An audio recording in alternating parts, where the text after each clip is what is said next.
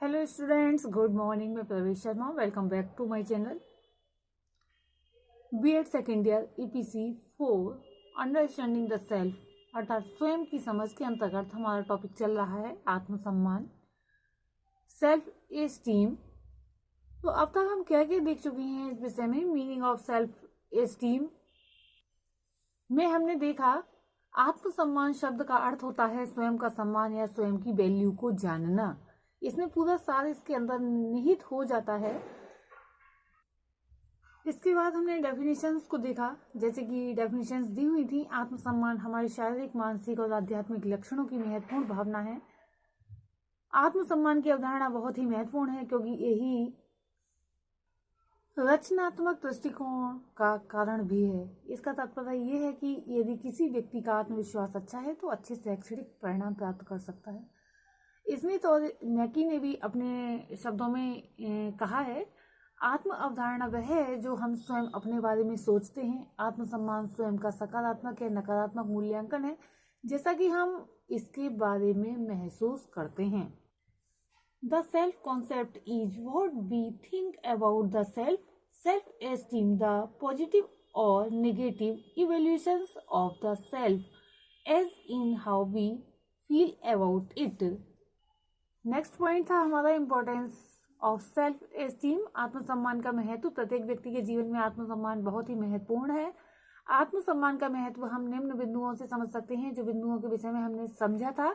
सकारात्मक विचारों का उदय, जब पॉजिटिव थॉट्स हमारे अंदर होते हैं तब हम हर कार्य को अच्छी प्रकार से कर सकते हैं, अतिशीघ्र सफलता मिलती है इससे, और लक्ष्य की प्राप्ति में भी ये सहायक होते हैं तथा समाज के साथ स्वस्थ संबंध स्थापित होते हैं।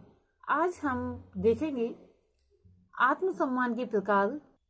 मनोवैज्ञानिकों ने आत्मसम्मान के 3 प्रकार बताए हैं, जिसमें पहला है प्रेषित मौन पैतृक आघात, the transmitted silenced ancestral trauma. Silent पैतृक आघात दर्दनाक अनुभवों को संदर्भित करता है, जिसे एक पीढ़ी के एक अनुभवी सदस्य को दिया गया है या दिया गया तथा स्वयं को रखा गया। दुर्भाग्यवश या दुर्भाग्य से ये जो जाने अनजाने आघात जो हैं एक पीढ़ी से दूसरी पीढ़ी तक पहुंचते हैं। इस बात के प्रमाण भी पाए गए हैं। कुछ दशक पहले शांत या खामोश या साइलेंट पैतृक आघात की अवधारणा को महत्व मिलना शुरू हुआ है। तंत्रिका विज्ञान ने पारिवारिक इतिहास में दमन की भूमिका को जो है प्रकाश में लाए। भले ही जो है धाराएं जैसे कि मनोविश्लेषण ने इसे देखा था, क्योंकि जो साइकोलॉजिस्ट होते हैं इस विषय पर वह विस्तार से रिसर्च करते हैं।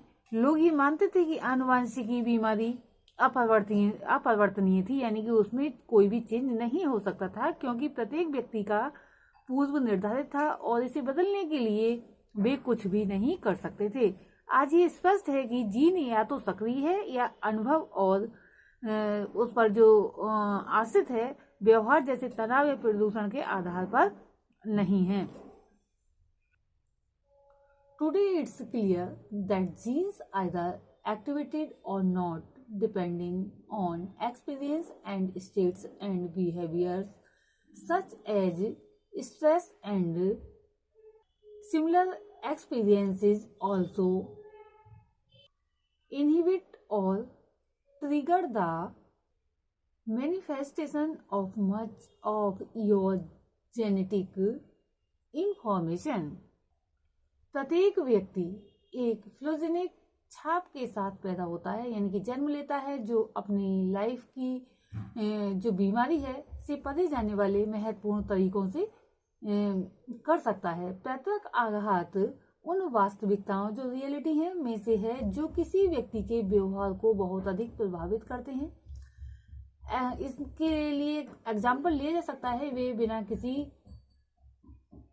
कारण के लिए जो है विशेष रूप से निराश या अत्यंत चिंतित होने के लिए संवेदनशील हो सकते हैं। जैसे कि बैठे हैं और बैठते बैठते कोई बात याद की और वे लगातार उस बात के लिए चिंतित होते रहते हैं, जबकि उस बात को लेकर उनके साथ कोई हानि नहीं हो रही, कोई नुकसान नहीं हो रहा है, या फिर उन्हें कोई उससे प्रॉब्लम नहीं हो रही है लेकिन चिंता में पड़ जाते हैं।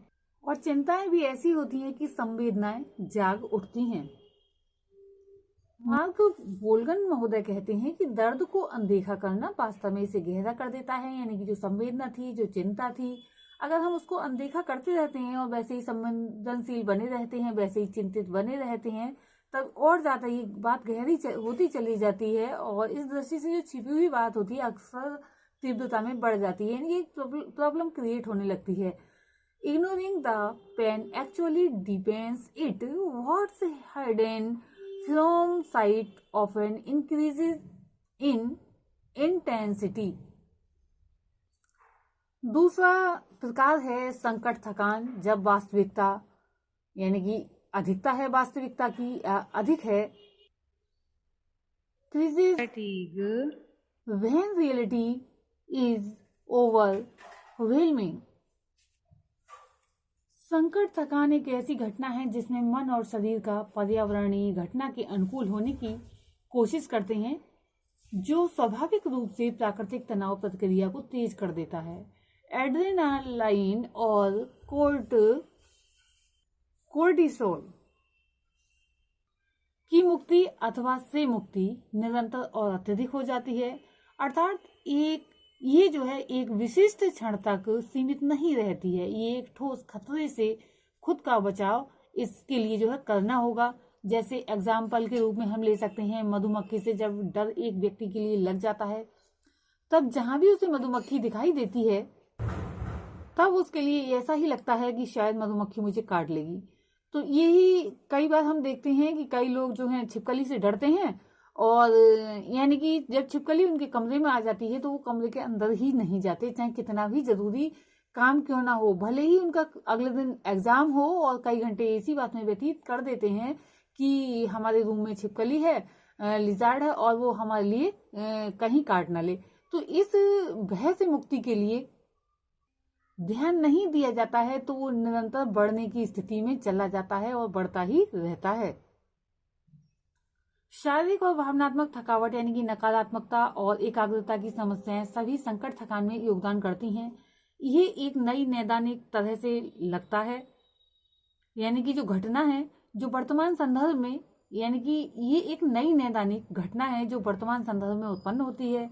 क्या यह आपकी तरह लगता है? ये एक वास्तविकता है, ये सनक से परे है। एक सनक होती है कि किसी काम के लिए एक बार हाथ धो लिए तो दोबारा से पुनः बार बार हाथ धो रहे हैं कि शायद हमने अभी ठीक से नहीं धोए हैं, फिर दोबारा से, फिर ये प्रक्रिया चलती रहती है। ऐसे ही कई बार ये होता है कि शायद मैंने उस व्यक्ति से कुछ गलत बोल दिया है और बार बार इसी के बारे में सोचना, या कि उस व्यक्ति ने मुझसे गलत बोल दिया है, बार बार यही विचार आना, तो इससे संकट थकान पैदा होती रहती है। परंतु संकट थकान इस सनक से थोड़ी अलग होती है। हर कोई सामाजिक नेटवर्क पर बात करता है, ये महसूस करता है कि आबादी का एक महत्वपूर्ण हिस्सा अनिश्चितता, परिवर्तन, दबाव और भय के संदर्भ में अनुभव करता है।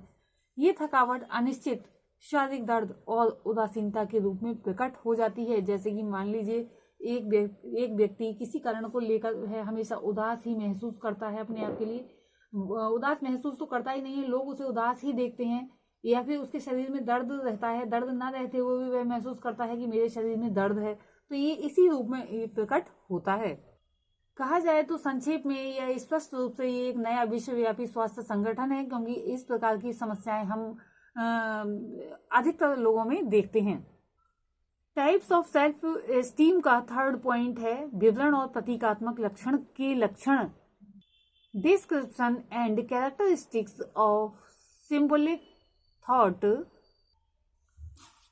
इस स्थिति में प्रतीक बनते हैं जो कि अमूर्त होते हैं। इसी तरह जब आप पढ़ते हैं तो प्रतीकात्मक विचार सक्रिय हो जाते हैं और यह उन परिदृश्यों और पात्रों की कल्पना करने की अनुमति देते हैं जिन्हें आप अपने पढ़ने के माध्यम से जानते हैं। प्रतीकात्मकता 2 वर्ष की आयु के आसपास दिखाई देने लगती है। जैसे कि एक बालक है जो कि उसका खिलौना है हवाई जहाज, मोटरसाइकिल या कार, इस प्रकार के जो खिलौने हैं, तो हवाई जहाज से खेलते समय वह उड़ने की कल्पना करता है, उड़ाने की कल्पना करता है। यानी कि वह ये प्रतीक बना लेता है कि मैं पायलट हूँ, या मैं इस हेलीकॉप्टर या हवाई जहाज एरोप्लेन में बैठा हुआ हूँ, या गाड़ी में चला रहा हूँ। तो ये खेलते समय उड़ने या उड़ाने का प्रतीक बन जाना, यही जो है प्रतीकात्मक लक्षण है। प्रतीकात्मक सोच वह है जो मानव को पिछली घटनाओं के बारे में बात करने की भी अनुमति देती है, साथ ही साथ भविष्य में क्या हो सकता है इसके बारे में परिकल्पना करने की अनुमति देती है। दूसरे शब्दों में ये आपको वर्तमान स्थिति से बाहर निकलने की अनुमति भी देती है, चाहे वह अतीत हो या भविष्य, ताकि दूसरी वास्तविकता बन जाए। इस प्रकार इस तरह की सोच जो यादें हैं, यादों को और परिकल्पनाओं के माध्यम से वर्तमान समय में आपकी इंद्रियों पर जो है एक तरह से कहा जाए तो कब्जा करने की अनुमति भी दे देती है। एग्जाम्पल, जैसे छोटे बच्चे जब खेल खेलते हैं तो उन्हें कोई भी फ्रूट मिल जाए, जैसे बनाना मिल गया, तो उसे एक मोबाइल फोन की तरफ यूज करने लगते हैं और उस पर बात करते हैं, तो एक प्रतीक बन जाता है उनके लिए। उनके लिए क्या होता है, वह बनाना ना होकर एक उस समय मोबाइल होता है। लेकिन वास्तविकता क्या होती है, रियलिटी जो हम देख रहे हैं वह उसके हाथ में बनाना है। हमारी नेक्स्ट पॉइंट है फैक्टर्स अफेक्टिंग सेल्फ एस्टीम। तो जो आत्मसम्मान को प्रभावित करने वाले कारक हैं, कुछ जो मुख्य कारक हैं इस प्रकार से हैं। आपकी आंतरिक सोच, ये इस बात पर डिपेंड करता है, यानी कि योर मेंटेलिटी अथवा योर इनर थॉट्स, आपके अंदर आंतरिक विचार क्या हैं। आपने एक इमेज बना ली है कि वह व्यक्ति ऐसा ही है तो सदैव ऐसा ही होगा, इस बात की के लिए नहीं कहा जा सकता, क्योंकि एज के साथ साथ व्यक्ति के नेचर में भी बदलाव आता है। या हमने किसी पशु पक्षी के विषय में एक धारणा बना ली है कि मान लीजिए किसी कॉलोनी में मान लीजिए एक डॉग है, वह बच्चों के लिए काट लेता है अक्सर, लेकिन होता क्या है कि हमने ये सोच बना ली है कि डॉग हमेशा काटता ही है, लेकिन ऐसा नहीं है। क्योंकि अगर हम कहीं दूसरे स्थान पर जाते हैं तो ऐसा नहीं है, बहुत सीधा डॉग भी मिल सकता है। नेक्स्ट पॉइंट है उम्र। एज के साथ साथ जो है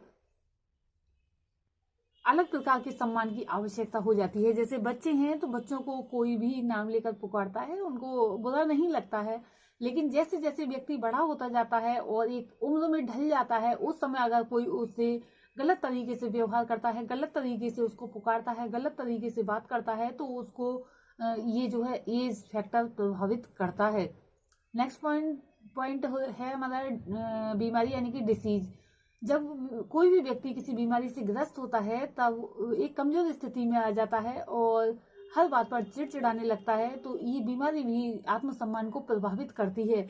अगर कोई उससे बात करना चाहता है तो वह व्यक्ति बात नहीं करना चाहता। कभी कभी ऐसा होता है कि वह बात करना चाहता है लेकिन वह हमेशा बीमारी की बात करता है, तो दूसरे लोग नहीं उसकी सुनना चाहते, तो ऐसी स्थिति में उसके आत्मसम्मान को ठेस लगती है। नेक्स्ट पॉइंट है शारीरिक समस्या, फिजिकल प्रॉब्लम। जब किसी किसी व्यक्ति को शारीरिक समस्या होती है, जैसे कि मान लीजिए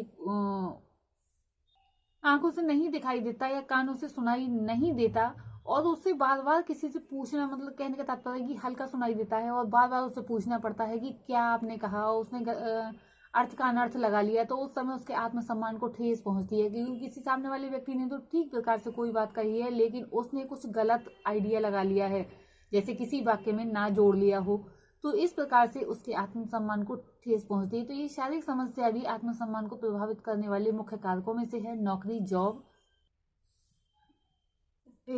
भी व्यक्ति के आत्मसम्मान में जो है बहुत बड़ी भूमिका निभाती है, प्रभावित करती है, क्योंकि एक पद पर रहते हुए व्यक्ति आत्मसम्मान पाने की इच्छा रखता है। अगर वहां पर उसको सम्मान नहीं मिलता है तब ये एक कारक के रूप में परिवर्तित हो जाता है। आनुवंशिक कारक, जेनेटिक फैक्टर्स भी आत्मसम्मान को प्रभावित करने वाले कारकों में से मुख्य है। व्यक्ति की जो आंतरिक इच्छा होती है या इच्छा शक्ति पर ही सत्यम, शिवम तथा सुंदरम का मूल्य निर्भर करता है, क्योंकि ये जो मूल्य हैं मुख्य हैं, इनके अलावा भी वह आत्मसम्मान पाने की इच्छा रखता है। सभी प्रकार का ज्ञान तथा सत्य व्यक्तिगत विषयगत होता है। सत्यम, शिवम तथा सुंदरम का कोई अंतिम उत्तर नहीं है। अपनी पसंद के आधार पर अपने अस्तित्व के आधारभूत यथार्थ के द्वारा व्यक्ति स्वयं का निर्माण करता है। प्रत्येक व्यक्ति के लिए सत्य, शिव तथा सुंदर का अर्थ या मूल्य अलग अलग प्रकार से हो सकते हैं। जब तक व्यक्ति इनके अर्थ या मूल्य से अपने को संबंधित नहीं कर लेता, तब तक उसका जीवन निरर्थक हो जाता है।